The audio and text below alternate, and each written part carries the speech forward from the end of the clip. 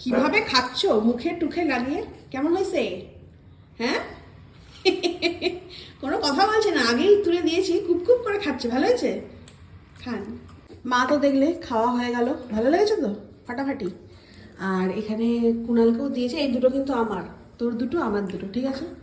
পাউরুটি তো এমনি খাই না, কিন্তু এই পাউরুটি দেখলে মনে হয় আরো খেয়ে নি। আর কেমন হয়েছে সেটা বলো। খুব ভালো হয়েছে। দারুণ হয়েছে না?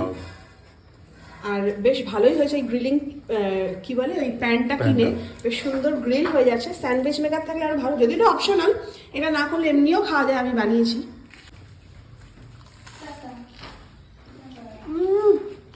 ভালো নয় না, আরো 3-4টা হলে ভালো হতো। বেশি খেয়ে যায় তুমি ভালো খেতে পারবে না। আর গ্রিলটা করার পর না আরো মানে জিনিসটা ক্রিস্প হয়ে গেছে, আরো ভালো লাগবে। তারপরে ডিম পড়েছে, তার উপরে চিজ পড়েছে, আর চিজ আর পেঁয়াজের যে কম্বিনেশনটা বলো।